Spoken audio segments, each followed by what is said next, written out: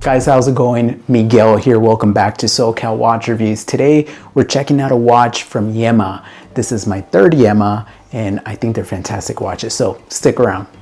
Let me ask you a question. If you're shopping for an integrated sports watch, is it really worth spending over twice as much as something like a Tissot PRX? Or are you simply paying for diminishing returns? After spending some time with the new Yema Wristmaster Slim, I think I finally have my answer. And surprisingly, it has less to do with the name on the dial and how this watch actually feels once you put it on the wrist. Before we dive into the watch itself, let's talk a little bit about Yema. Founded in France in 1948, Yema built its reputation producing serious tool watches, particularly the legendary Superman dive watch. Over the last few years, though, the company has taken things a step further by developing its own in-house movement, something very few brands at this price point can honestly say.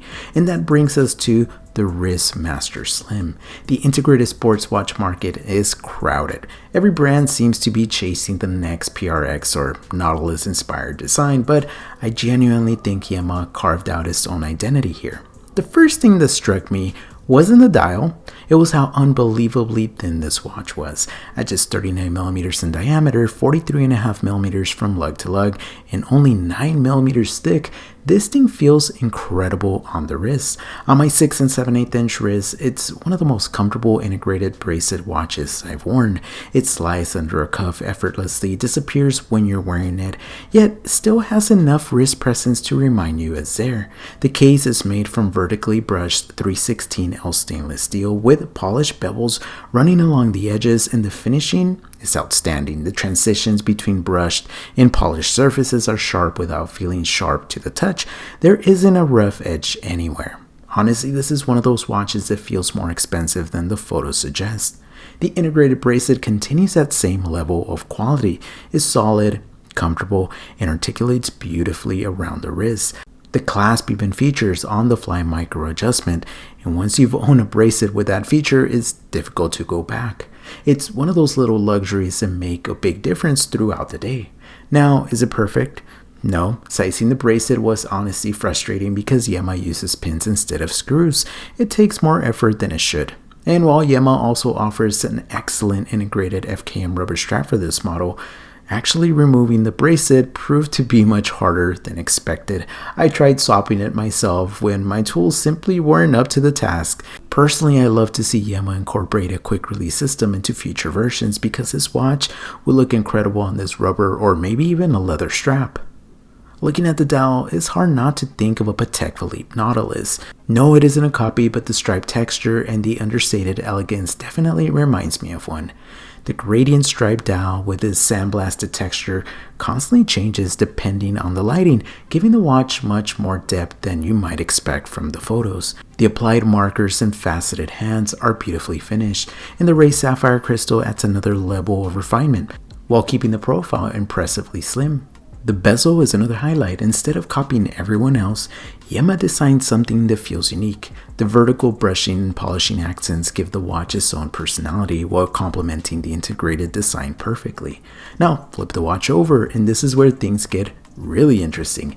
Inside beats Yema's CMM.20 manufacturer caliber.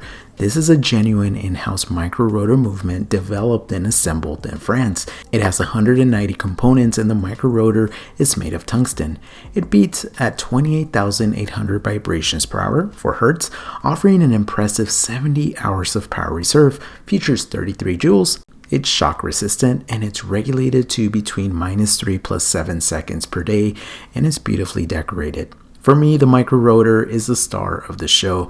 Unlike a traditional automatic movement, the smaller rotor allows the entire movement to stay remarkably thin, 3.7mm to be exact, giving you a much better view through the sapphire display caseback.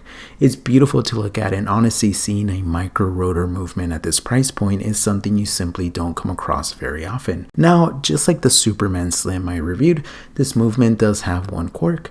If you pull the crown out and move the hands backwards while setting the time, the seconds hand will jump slightly. It doesn't affect the reliability or accuracy of the movement, but it's something worth mentioning because you'll definitely notice it the first time it happens.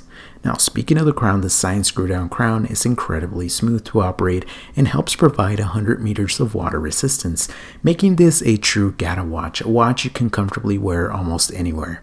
Now let's talk about the lume. Yema uses grade A superluminova on both the hands and hour markers. It's perfectly usable, but if I'm being completely honest, this is probably my biggest disappointment with the watch. Coming from Seiko and some of the brighter lume I've experienced recently, I expected a little more. It's good, but it's not exceptional. Still, that's one of the very few compromises here. At the end of the day, does this justify costing more than a Tissot PRX? For me, yes. Not because of the logo, not because it's exclusive, but because every single part of this watch feels like another step up. The finishing is noticeably better, the bracelet feels more substantial, the on-the-fly adjustment is fantastic, the case is remarkably thin, and the in-house CMM.20 micro-rotor movement is simply in another league compared to what you find in most entry-level integrated sports watches. Could Yema improve the bracelet removal system? Absolutely. Would I like stronger lume? Definitely, but those are relatively small complaints on what is otherwise a beautifully executed watch. If this muted dial is in your style, Yema also offers 2 additional dial colors, all equally understated and elegant. For me, the Wristmaster Slim proves that Yema isn't just a company with a rich history. They're continuing to push forward with genuinely impressive watchmaking.